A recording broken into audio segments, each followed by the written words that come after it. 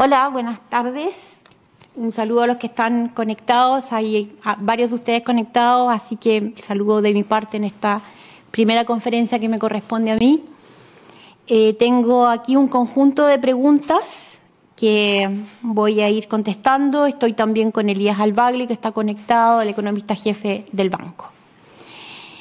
Las primeras preguntas se refieren a la tasa de interés.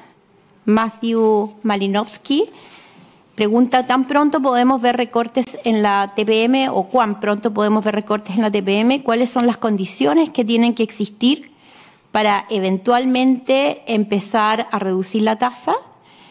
Belén Vázquez, de CNN, voy a agrupar tres preguntas parecidas. Belén Vázquez, de CNN Chile: si bien en el informe se adelantó que la tasa de interés seguirá subiendo, pero ¿en qué medida?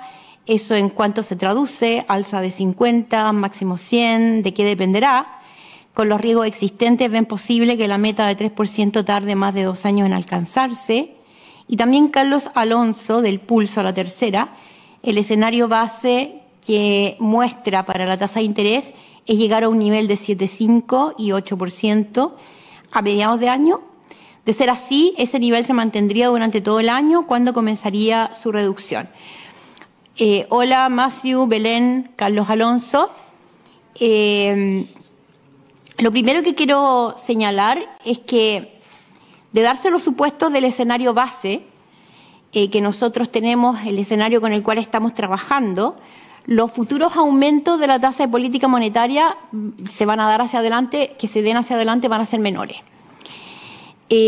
Cuánto sea así, ello va a depender de las deliberaciones que se tomen en las reuniones de política monetaria en cada instancia, y va a depender de si nos estamos moviendo a lo largo o ancho de lo que llamamos nuestro corredor de tasa, que incorpora escenarios de sensibilidad en torno a los cuales se puede mover las variables del escenario central. Hay ciertos escenarios de sensibilidad que nos pueden desplazar y requerir tasas algo más altas, hay escenarios que nos pueden desplazar, requerir tasas más bajas, o bien puede ser que los consejeros en cada oportunidad consideren que los riesgos asociados a que esos escenarios se den aumenten en una dirección o en otra. Por eso nosotros entregamos un corredor de tasa y no entregamos una ruta definida para la tasa de instancia de política monetaria. En la definición de este corredor que nosotros entregamos, tenemos en la parte superior, es decir, en el escenario de sensibilidad más exigente para la inflación y que requiere la mayor respuesta de parte de la tasa de política monetaria, decimos que en junio el techo sería aproximadamente 8,5, es lo que está graficado en el corredor. Pero eso, como te digo, depende de que se dé ese escenario de sensibilidad o que los riesgos apunten marcadamente en esa dirección. No es el escenario central que estamos trabajando en este momento, y las decisiones de política en cada reunión consideran tanto el escenario como juicios que emitan al respecto o tengan en cada momento los consejeros al momento de votar. Ciertamente hay escenarios que se salen del corredor que son mucho más riesgosos, pero eso ya son escenarios que requerirían revisar el escenario y que tienen un impacto mucho más significativo. Es importante, sí, subrayar que en cualquier escenario, sea escenario de riesgo, que nos movamos dentro de la sensibilidad o cualquier cambio que el escenario tenga, el Banco Central va a actuar en respuesta a todos esos eventos y hará lo necesario para que la inflación en el periodo de 2 años converja al 3%. Elías, no sé si quieres complementar con la forward guidance implícita para esta respuesta.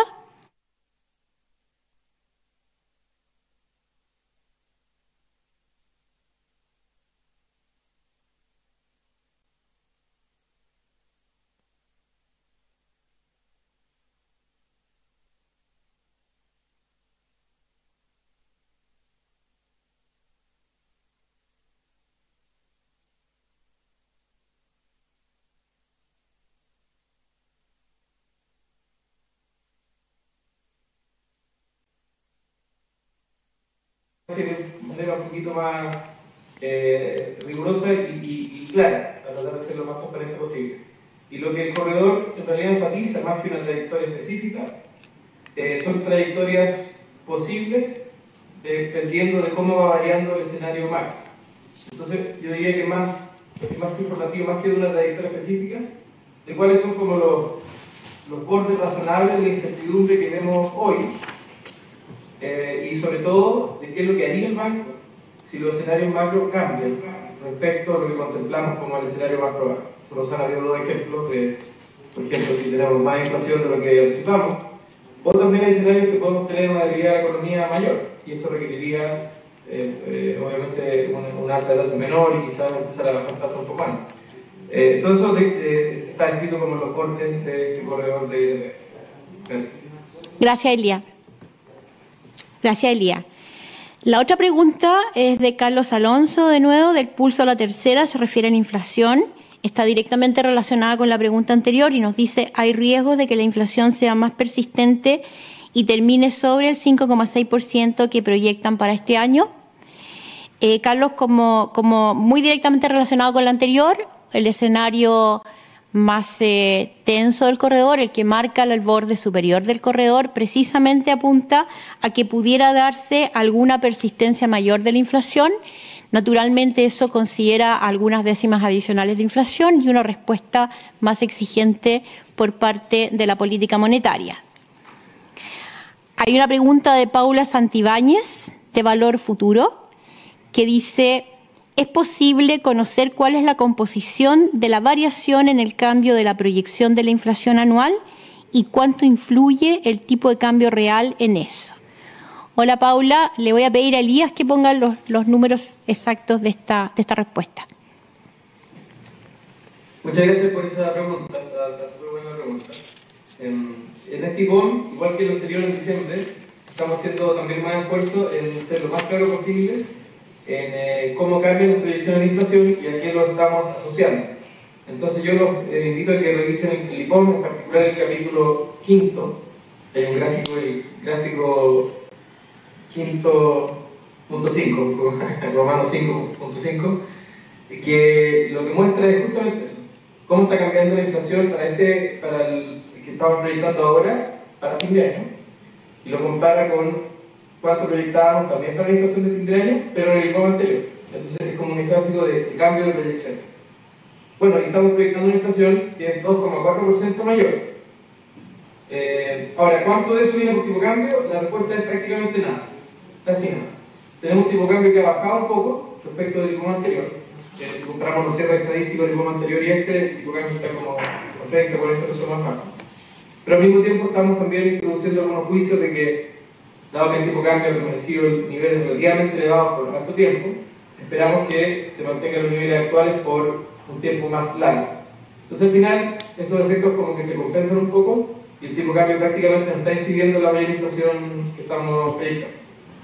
Ahora, sí incide en ese mismo gráfico que pueden ver en el capítulo 5, entonces se muestra no solamente cómo cambió nuestra proyección, sino también cómo pensamos que se va a dar la devolución de la inflación desde los altos niveles que está ahora hasta la meta del 3% en aproximadamente 2 años más. Y ahí sí el tipo de cambio tiene una incidencia un poco más relevante. Eso prácticamente son 6 puntos porcentuales que la inflación tiene que bajar, que alcanzar. Ahí el tipo de cambio contribuye aproximadamente un 2% a bajar la inflación. Y eso es porque estamos también asumiendo en este IPOM que, si bien lo hace lentamente, el tipo de cambio va devolviéndose de a poquito hacia sus niveles más coherentes con lo que ha sido los promedios históricos. No alcanza los promedios históricos, se queda un poco más arriba, pero sí tenemos pronosticado un descenso de los niveles que está hoy día, que siguen siendo relativamente elevados. Gracias, Elías. Tenemos ahora un conjunto de preguntas sobre crecimiento. Lina Castañeda, del Mercurio. ¿Cuándo anticipa variaciones negativas del PIB durante varios trimestres? ¿Está proyectando una recesión técnica para el año 2023? ¿Una contracción del PIB con ese piso de menos 0,25%? ¿O una recesión técnica de 2 trimestres con caída medido trimestre contra trimestre? Voy a agruparla con la pregunta de Matthew Malinowski, de Bloomberg. ¿Por qué el Banco Central ve menor crecimiento económico en 2023 que en 2022? Montserrat Toledo, Diario Financiero, vamos a ver una recesión técnica este año.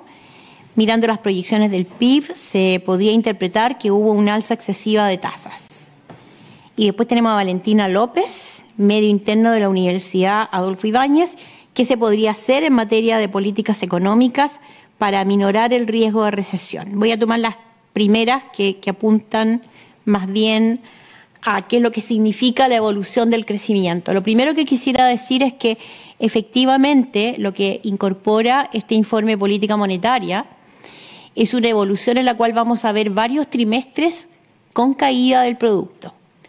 ¿Cómo se entiende esa caída del producto? Bueno, lo que estamos haciendo, y es lo que explica el informe en su conjunto, es que en buena medida un componente muy importante de la inflación que estamos teniendo obedece a una demanda y a un desbalance inicial interno importante, grande. Eso significa que estamos produciendo por sobre lo que son nuestras capacidades productivas y eso está generando tensión en los precios y alimenta un proceso inflacionario. Lo que tenemos que hacer es reducir gradualmente ese nivel de producción y llevarlo a niveles que sean consistentes con su capacidad de producción de largo plazo. Y ese proceso inevitablemente involucra reducciones en la actividad y nos va a mostrar tasas de variación negativa varios trimestres. Natural proceso de convergencia de este nivel del producto que en el año pasado fue excesivamente alto. Eso es lo que significa y eso es lo que está detrás de las proyecciones.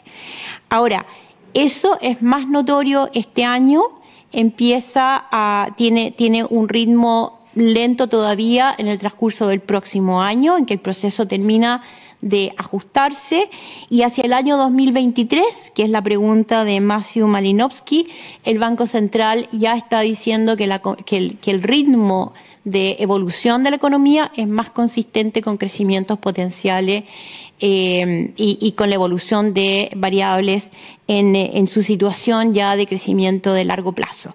Y eso es lo que hace que volvamos a observar tasas de crecimiento mayores. Es decir, este efecto de ir nivelando la actividad, de estar un periodo con niveles de producción algo por debajo del potencial, levemente por debajo del potencial, para ajustar este desbalance, se termina en el mediano plazo y ya empezamos a ver crecimientos asociados con la tendencia o el potencial de nuestra economía. La otra pregunta de Valentina López la dejo un poco aparte, me dice qué se podría hacer en materia de políticas económicas para minorar el riesgo de recesión.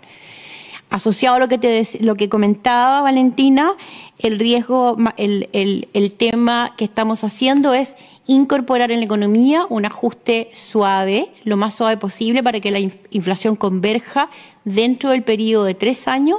Eso nos lleva a que los niveles se ajusten hacia abajo, eso es lo que hay detrás de esas tasas negativas y por lo tanto es parte del proceso necesario para que la inflación converja a sus niveles de 3%.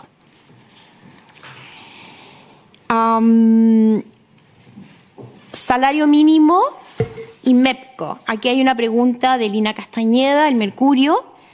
Además de incorporar en el escenario central el ajuste del salario mínimo previsto de 400.000 pesos, ¿incluye también el efecto de la ampliación del MEPCO y nuevas ayudas sociales esbozadas por el gobierno? Lina, sí, lo que está incluido dentro del escenario fiscal que tiene nuestro informe es lo que ha señalado la autoridad del Ministerio de Hacienda. Señala que las medidas que se están tomando se insertan dentro de un presupuesto de este año que mantiene el déficit y dentro de una trayectoria de mediano plazo. Nuestro supuesto señala que se respetan los balances estructurales que estaban en el informe de finanzas públicas que deja el gobierno anterior y que en tanto la nueva autoridad no presente su nuevo informe de finanzas públicas con el decreto donde esté la trayectoria de la regla de balance estructural y los antecedentes sobre la evolución de la economía que ellos tienen, ese es el supuesto que está implícito en nuestro ejercicio del reporte de esta mañana.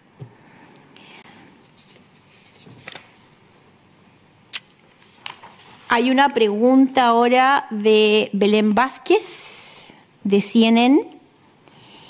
y de Montserrat Toledo, de Diario Financiero. Belén nos pregunta qué le parecen los artículos aprobados por la Comisión de Sistemas de Justicia relacionados al Banco Central.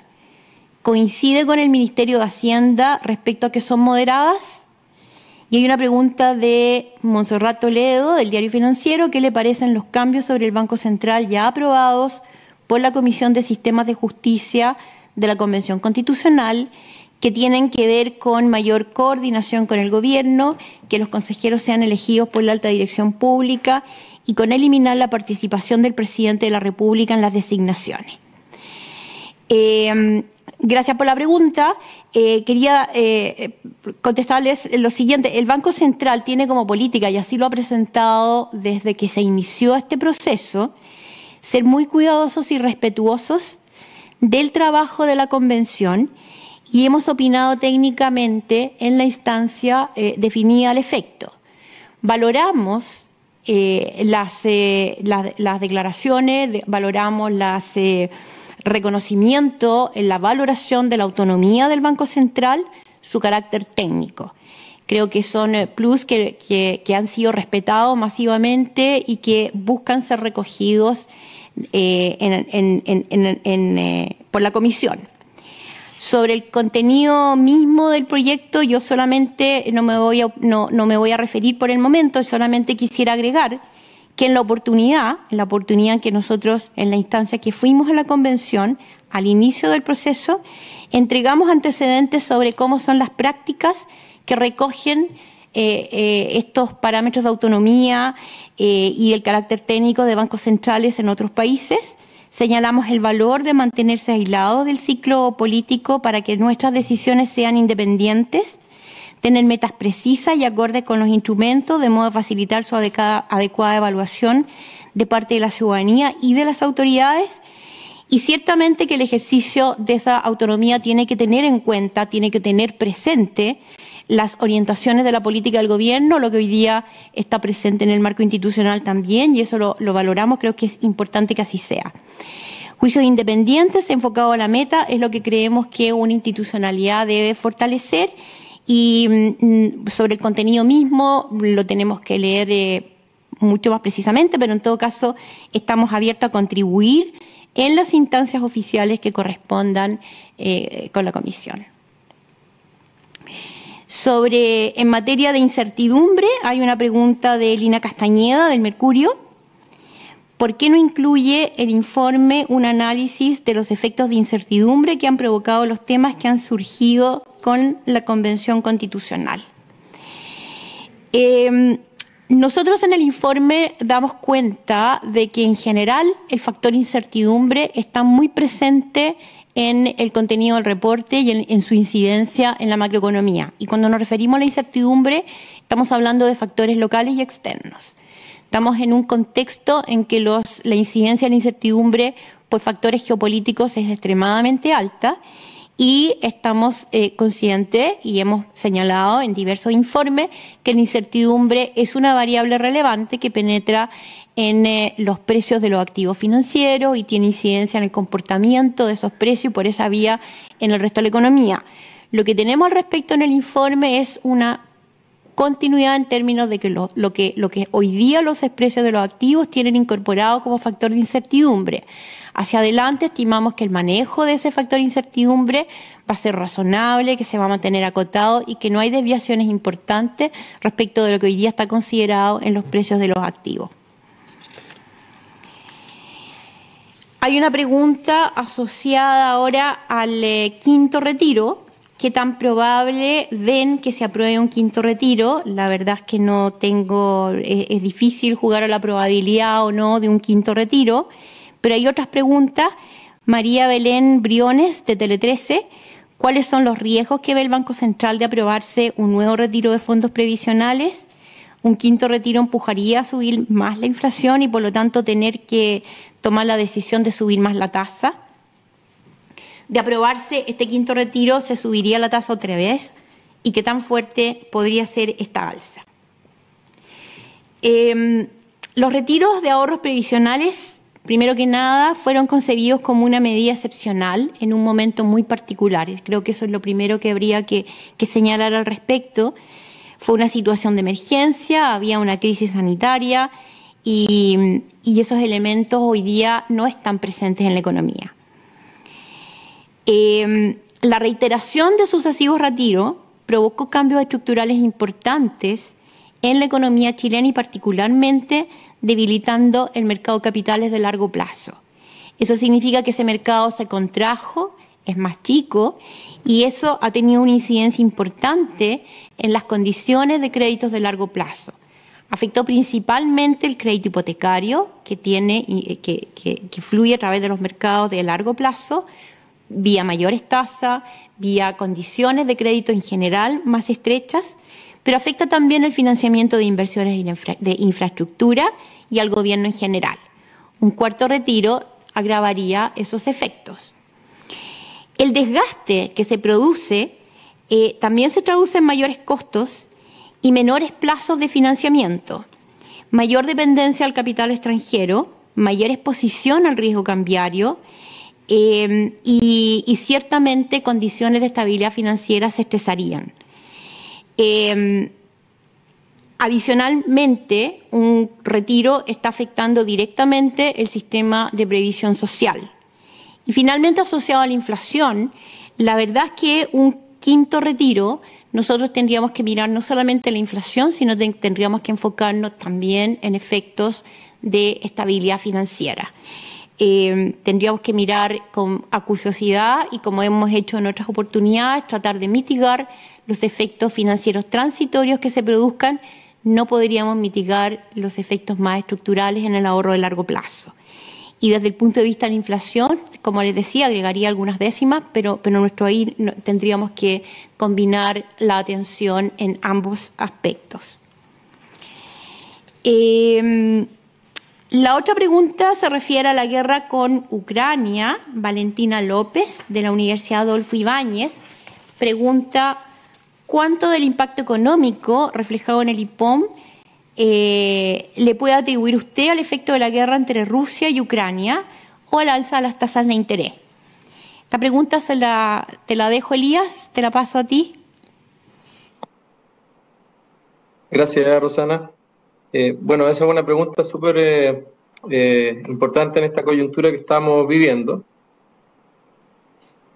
En el IPOM que se presentó hoy día, el supuesto del escenario internacional es que la guerra de Ucrania, deberíamos decir la invasión de Rusia a Ucrania, va a tener efectos que son importantes en la economía, muy importantes en la economía que están directamente involucradas, relativamente más importante en la zona europea, en la zona euro, y más acotado en el resto de los países.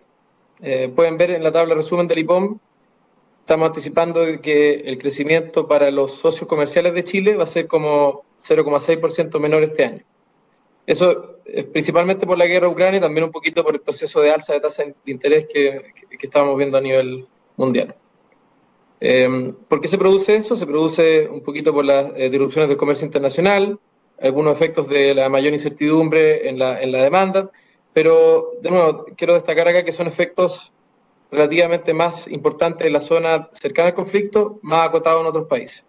El impacto que tiene el crecimiento del escenario que se presentó hoy, en el IPOM que se presentó hoy, es aproximadamente 0,2% de menor crecimiento en promedio este año y el próximo. O sea, tiene un efecto, pero no es el efecto mayor, digamos. Ahora, también hay un efecto en la inflación. Ese efecto yo diría que es más relevante en la situación que estamos hoy. Volviendo a ese gráfico que les mencionaba en el capítulo 5, que hacemos el cambio de la proyección, de ese cambio de la proyección, que son casi 2,5%, 2,4% de mayor inflación, lo asociado a commodities es como un tercio de eso. O sea, es un efecto grande. Pero también es un efecto relativamente de menor plazo. O sea, eso también estamos esperando una reversión en línea con lo que se puede ver, por ejemplo, de los precios de los futuros de commodities. O sea, en el fondo tenemos niveles elevados hoy día, pero esperamos cierta normalización en los próximos 2 años. Y eso también contribuye a deshacer el efecto. Pero yo creo que lo más importante de destacar es que, los efectos que definitivamente termine sintiéndose en la economía mundial y en Chile, todavía son muy inciertos. Entonces, además de tener incorporado un escenario más negativo como el escenario central de Steve, tenemos varios escenarios alternativos, lo que le llamamos escenarios de sensibilidad. Entonces, por ejemplo, tenemos uno donde los efectos inflacionarios son más intensos. Eso, claro, requeriría una política monetaria un poquito más contractiva. Eso está incorporado como un posible escenario dentro del corredor de tasas que mencionaba Rosana al principio. También tenemos un escenario que podría pasar algo un poco distinto, y es que en realidad los commodities se mantengan elevados, pero el efecto negativo en la actividad económica que provoca la mayor incertidumbre, al final termine dominando, y ahí al final podemos bien ver presiones inflacionarias más bajas. Entonces también tenemos un escenario donde la TPM tiene que acomodarse un poquito más y bajar algo más rápido. Eso está cercano a la parte baja del corredor de la tasa que se mostró. Ahora, yo creo que lo importante de resaltar, y con esto termino, es que hay mucha incertidumbre. Lo importante es que el banco va a seguir monitoreando los eventos bien de cerca y va a tomar las decisiones que sean necesarias para asegurarse que la inflación converge a la meta de 3% en el horizonte de 2 años. Eso, gracias. Gracias, Elías. Me parece que espero haber cubierto todas las preguntas, así que le doy las gracias a todos los que están escuchándonos, en particular a Maciu, Belén, Carlos Alonso, Paula, Lina, Montserrat. Y creo que esas son las personas que... María Belén, muchas gracias por las preguntas y hasta luego.